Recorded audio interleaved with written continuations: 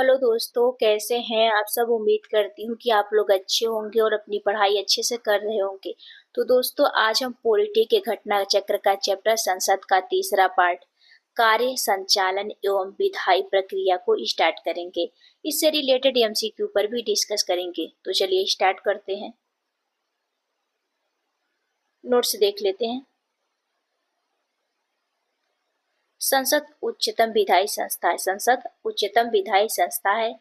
संविधान में संशोधन का अधिकार संसद को प्राप्त है। किसे प्राप्त है? तो संसद को प्राप्त है। भारतीय संविधान के अनुच्छेद 368 के अंतर्गत संसद संविधान के किसी भी भाग में संशोधन कर सकती है। संसद के दोनों सत्रों के बीच अधिकाधिक अंतराल 6 महीने का हो सकता है। लोकसभा के अध्यक्ष, उपाध्यक्ष, महासचिव, राज्यसभा के सभापति, उपसभापति आदि संसद के अधिकारी कहलाते हैं। कोई संसद सदस्य जब 60 दिन तक सदन को बिना सूचित किए अनुपस्थित रहता है तो उनकी सदस्यता समाप्त की जा सकती है। भारतीय संविधान का अनुच्छेद 105 संसद के सदस्यों के विशेषाधिकारों उन्मुक्तियों को निर्धारित करता है। अनुच्छेद 253 के अनुसार अंतर्राष्ट्रीय संधियों को संपूर्ण भारत में या उनके किसी भी भाग में लागू करने के लिए संसद राज्य सूची के विषय पर कोई भी कानून बिना किसी राज्य की सहमति से बना सकती है। अंतर्राष्ट्रीय समझौते को प्रभावी बनाने के लिए संसद राज्य सूची के विषय पर कानून बना सकती है। सदन का अध्यक्ष किसी सदस्य को बोलने से रोककर अन्य को बोलने के लिए कह सकता है। यह बैठ जाना यील्डिंग द फ्लोर कहलाता है। सदन के किसी सदस्य द्वारा वह जिस दल से चुनकर आया है उसका त्याग कर दूसरे दल में शामिल होना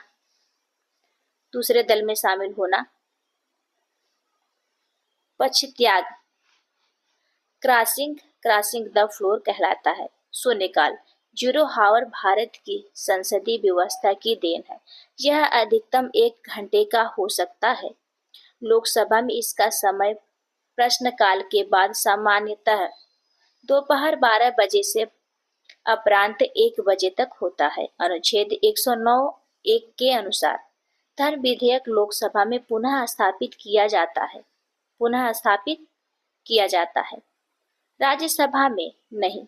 कोई विधेयक जिसमें केवल व्यय उल्लेखित है और अनुच्छेद 110 धन विधेयक में विनिर्दिष्ट कोई विषय उसमें सम्मिलित नहीं है तो उसे संसद के किसी भी सदन में प्रारंभ किया जा सकता है। इसे साधारण विधेयक की तरह पेश किया जाता है। लोकसभा द्वारा पारित धन विधेयक राज्यसभा द्वारा भी पारित मान लिया जाता है यदि उस पर राज्यसभा द्वारा 14 दिन तक कोई कार्यवाही नहीं की जाती है। लोकसभा द्वारा विचार के लिए भेजे गए धन विधेयक को राज्यसभा 14 दिन तक रोक सकती है। अनुच्छेद 108 के अनुसार संसद के दोनों सदनों का संयुक्त अधिवेशन तब आयोजित किया जाता है जब किसी धन विधेयक अनुच्छेद 368 के तहत संविधान संशोधन विधेयक के अतिरिक्त पर विचार करने और उसे पारित करने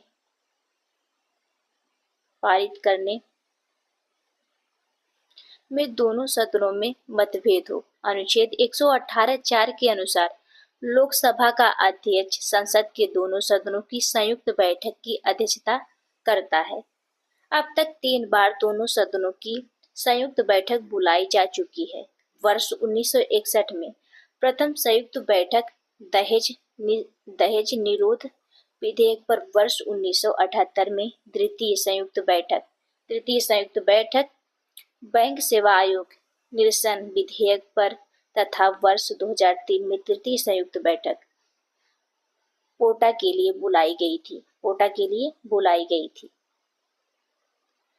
कोई कानूनी विधेयक संसद के दोनों में से किसी एक सदन के पटल पर रखा जा सकता है। कोई विधेयक धन विधेयक है या नहीं, इसका निर्णय लोकसभा अध्यक्ष करता है। भारत के भारत के लोक वित्त पर संसद के नियंत्रण नियंत्रण के लिए संसद के समक्ष वार्षिक वित्तीय विवरण प्रस्तुत किया जाता है। भारत की संचित निधि से धन निकालने के लिए विनियोग विधेयक पारित करना पड़ता है। विनियोग विधेयक पारित करना पड़ता है। संविधान के अनुच्छेद 116 के अनुसार विनियोग विधेयक के पारित न होने की स्थिति में जब संसद सरकार को धन की आवश्यकता होती है तो लोकसभा को लेखानुदान के माध्यम से निश्चित अवधि के लिए भारतीय संचित निधि से अग्रिम निधि प्रदान करने की शक्ति प्राप्त है। भारतीय संसद का सचिवालय सरकार से स्वतंत्र होता है। भारतीय संसद संसदीय समितियों के माध्यम से प्रशासन पर नियंत्रण करती है। प्रश्न कोश इससे रिलेटेड प्रश्न देख लेते हैं। पहला, नीचे दी हुई सारणी पर ध्यान दीजिए। भारत की संसद, राज्यसभा, लोकसभा। चलिए देख लेते हैं। 250 से अनधिक सदस्य, 12 नाम निर्देशित और 238 से अनधिक राज्यों और संघ राज्य क्षेत्रों के प्रतिनिधित्व। लोकसभा में देख लेते हैं 552 से अनधिक सदस्य, 530 से अनधिक राज्यों के प्रतिनिधित्व और 2 से अनधिक नाम निर्देशित एंग्लो इंडियन तथा यक्स। आगे देख लेते हैं। यक्स अंकित स्थान पर निम्नलिखित में से किसे रखना ठीक होगा? चलिए देख लेते हैं।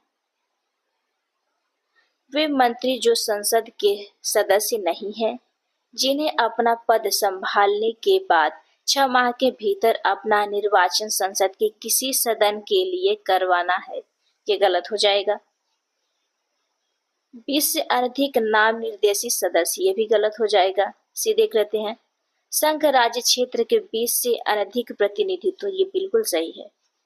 डी देख लेते हैं। महान्यायवादी, जिसे संसद के किसी भी सदन में बोलने और उनकी कार्यवाही में भाग लेने का अधिकार होता है, ये भी गलत हो जाएगा। इसलिए हमारा आंसर सी हो जाएगा। आगे देख लेते हैं।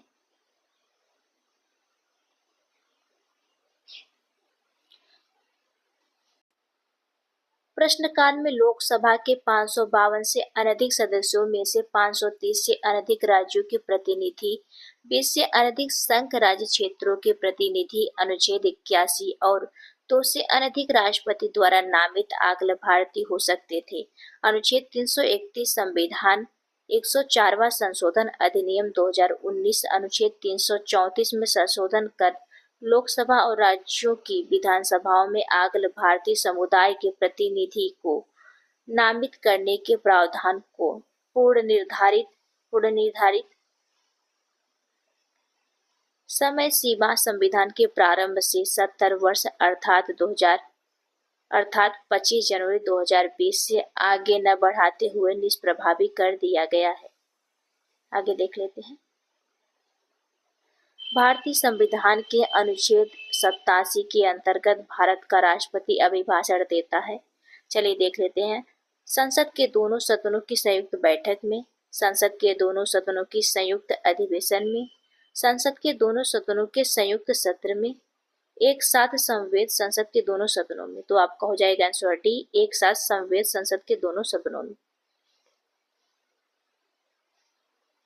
भारतीय संविधान के अनुच्छेद 87 के अनुसार भारत का राष्ट्रपति लोकसभा के लिए प्रत्येक साधारण निर्वाचन के पश्चात प्रथम सत्र के आरंभ में और प्रत्येक वर्ष के प्रथम सत्र के आरंभ में एक साथ संवेद संसद के दोनों सदनों में अभिभाषण देता है।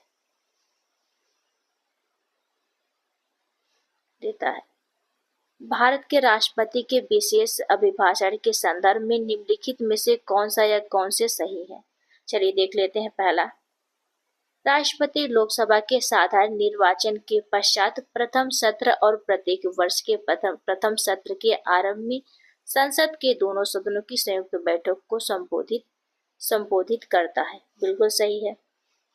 दूसरा देख लेते हैं। दूसरा, राष्ट्रपति अपने अभिभाषण में संसद को उनके आह्वान के कारणों के विषय में सूचित करता है। यह भी सही हो जाएगा, इसलिए हमारा आंसर हो जाएगा सी, पहला और दूसरा दोनों।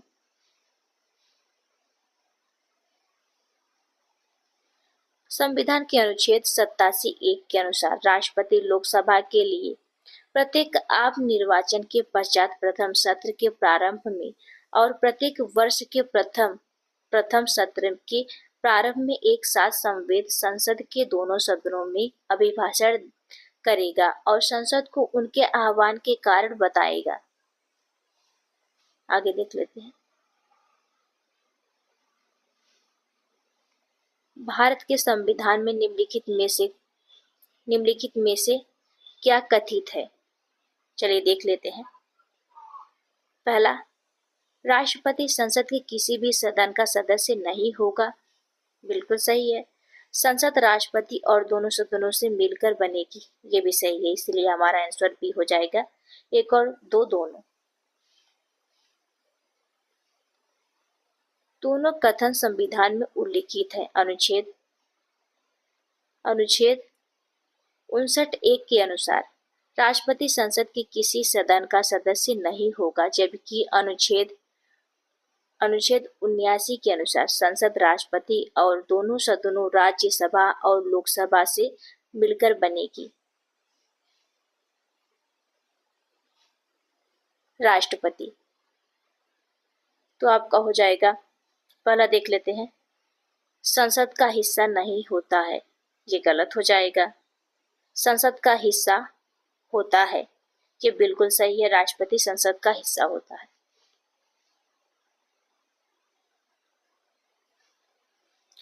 भारतीय संसद बनती है, तो आपका हो जाएगा लोकसभा, राज्यसभा और राष्ट्रपति से बनती है।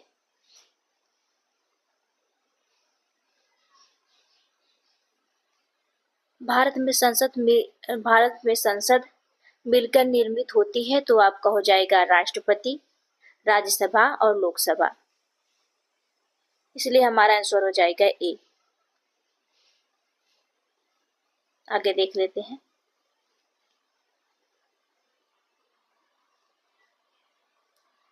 भारतीय संसद में निम्नलिखित में से कौन शामिल है? तो आपका हो जाएगा लोकसभा, राज्यसभा एवं प्रधानमंत्री। ये गलत हो जाएगा।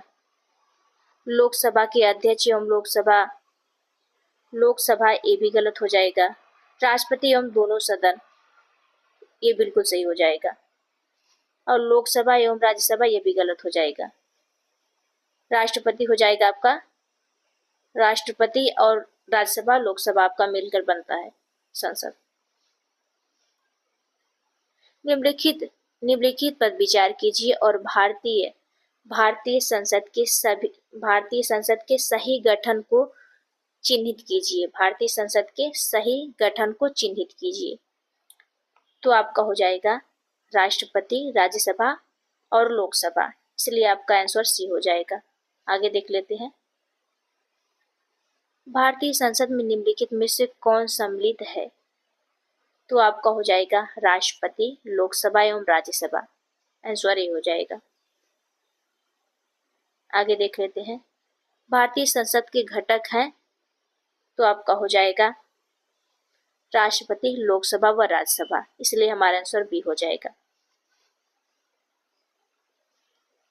निम्नलिखित में से कौन संसद का अनन्य भाग नहीं है?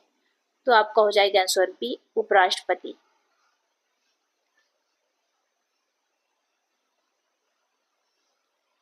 भारत के संविधान के भाग 5 के अनुच्छेद 79 में उपबंधित है कि संघ के लिए एक संसद होगी जो राष्ट्रपति और दो सदनों राज्यसभा तथा लोकसभा से मिलकर बनेगी। अतः दिए गए विकल्पों में राष्ट्रपति, लोकसभा और राज्यसभा तीनों संसद के अनन्य भाग हैं, जबकि उपराष्ट्रपति संसद का अनन्य भाग नहीं है। एक वर्ष में कम से कम कितनी बार संसद की बैठक होना आवश्यक है, तो आपका हो जाएगा आंसर बी 2 बार। अनुच्छेद 85(1) के अनुसार संसद के प्रत्येक सदन के एक सत्र की अंतिम बैठक और आगामी सत्र की प्रथम बैठक के बीच 6 माह से अधिक का अंतर नहीं होगा। इस प्रकार एक वर्ष में कम से कम 2 बार संसद के प्रत्येक सदन की बैठक होना अनिवार्य है। आगे देख लेते हैं। संसद के दोनों सत्रों के बीच अधिकाधिक अंतराल होना चाहिए, तो आपका हो जाएगा आंसर बी 6 महीने का। संसद के अधिकारियों में सम्मिलित हैं, तो आपका हो जाएगा लोकसभा अध्यक्ष, लोकसभा उपाध्यक्ष, लोकसभा और महासचिव लोकसभा और अध्यक्ष राज्यसभा, ये चारों हो जाएंगे।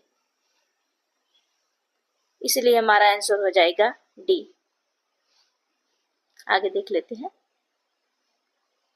संविधान के अनुसार संसद के अधिकारियों में सम्मिलित है राज्य सभा का सभापति एवं उपसभापति अनुच्छेद 89, लोकसभा का अध्यक्ष एवं उपाध्यक्ष अनुच्छेद 93 तथा संसद का सचिवालय अनुच्छेद 98। इस प्रकार अभिष्ट उत्तर विकल्प डी होगा।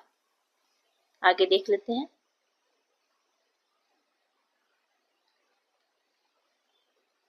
संसद विधानसभा के किसी सदस्य की सदस्यता तथा समाप्त समझी जाती है जब वह बिना सदन को सूचित किए अनुपस्थित रहता है। तो कितने दिन तक? आपका आंसर हो जाएगा 60 दिन तक।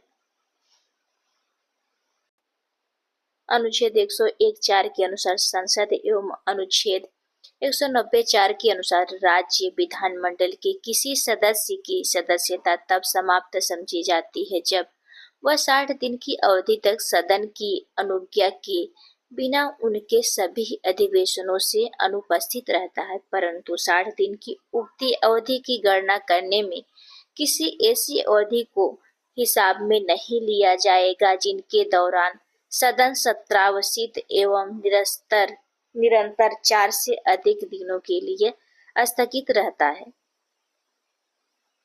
आगे देख लेते हैं।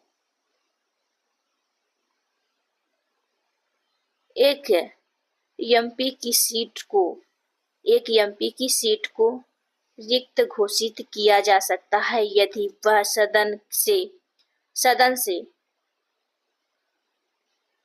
2 माह की अवधि के लिए अनुपस्थित रहता है।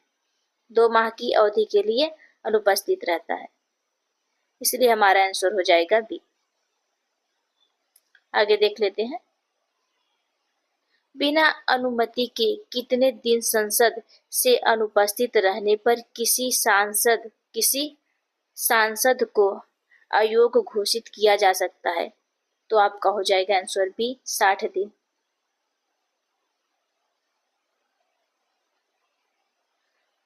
सर्वप्रथम एक सांसद विधायक को इस आधार पर सदस्यता से अयोग्य घोषित किया गया कि वह सदन की अनुमति के बिना उनकी 8 लगातार बैठकों में अनुपस्थित रहा। चलिए देख लेते हैं। तो आपका हो जाएगा आंसर ए राज्यसभा का।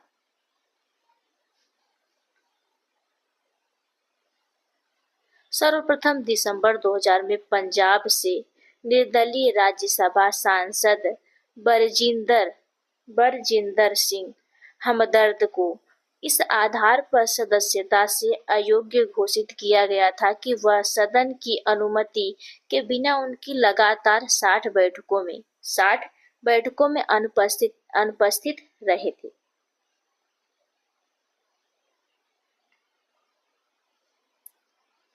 किसी मंत्री के विरुद्ध विशेषाधिकार प्रस्ताव उठाया जा सकता है जब वह, तो आपका हो जाएगा आंसर सी, किसी मामले के तथ्यों को रोकता है या तथ्यों का बिगड़ा हुआ वर्णन देता है। संसदीय नियमों एवं प्रक्रिया के तहत किसी मंत्री के विरुद्ध विशेषाधिकार प्रस्ताव उठाया जा सकता है यदि वह किसी मामले के तथ्यों को रोकता है अथवा तथ्यों का बिगड़ा हुआ वर्णन देता है। आगे देख लेते हैं। निम्नलिखित कथनों पर विचार कीजिए। पहला देख लेते हैं। संसद निर्भरता निवारण अधिनियम 1959 कई पदों को लाभ का पद के आधार पर निर्भरता से छूट देता है। बिल्कुल सही है। दूसरा देख लेते हैं। उपर्युक्त अधिनियम 5 बार संशोधन किया गया था। बिल्कुल सही है। तीसरा देख लेते हैं। शब्द लाभ का पद भारत के संविधान में भली भांति परिभाषित किया गया है। ये गलत हो जाएगा, इसलिए हमारा आंसर ये हो जाएगा केवल 1 और 2।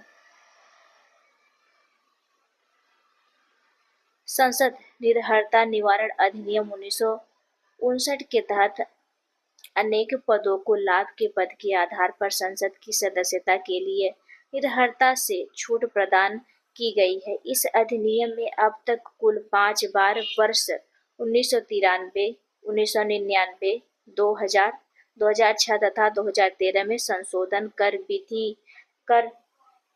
विभिन्न अन्य पदों को इस अधिनियम में शामिल करते हुए लाभ के पद के आधार पर निर्भरता के दायरे से बाहर किया गया है। भारत के संविधान में लाभ का पद शब्द को परिभाषित नहीं किया गया है। हालांकि इस शब्द का उल्लेख विभिन्न अनुच्छेदों में हुआ है। इस प्रकार प्रश्नगत कथनों में केवल कथन 1 और 2 ही सही है।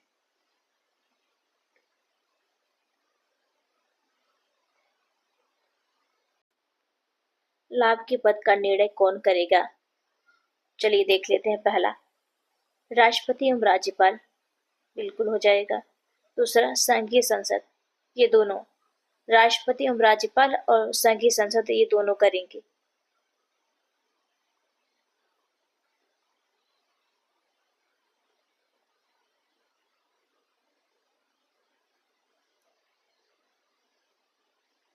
विश्लेषण 1।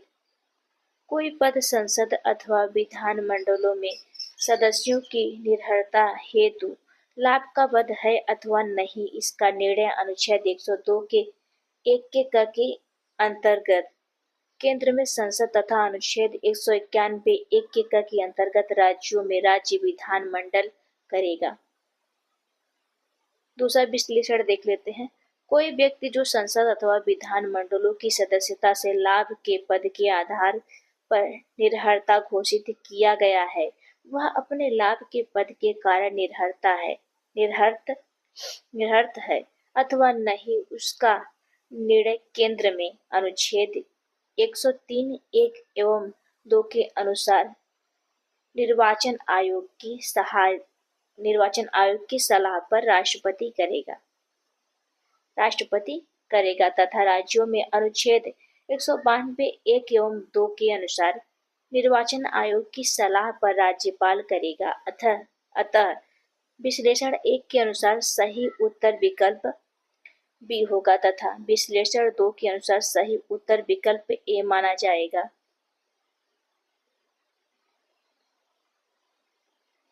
निम्नलिखित में से कौन सा एक प्रावधान भारतीय संविधान के अंतर्गत संसद के सदस्यों के विशेषाधिकारों तथा उन्मुक्तियों को निर्धारित करता है? तो आपका हो जाएगा आंसर बी, अनुच्छेद 105। भारतीय संविधान का अनुच्छेद 105 संसद के सदनों की तथा उनके सदस्यों और समितियों की शक्तियों, विशेषाधिकार तथा उन्मुक्तियों को निर्धारित करता है।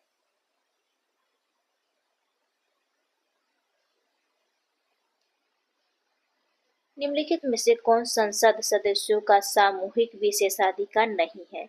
तो आपका हो जाएगा आंसर सी, साक्षी के रूप में उपस्थिति से स्वतंत्रता।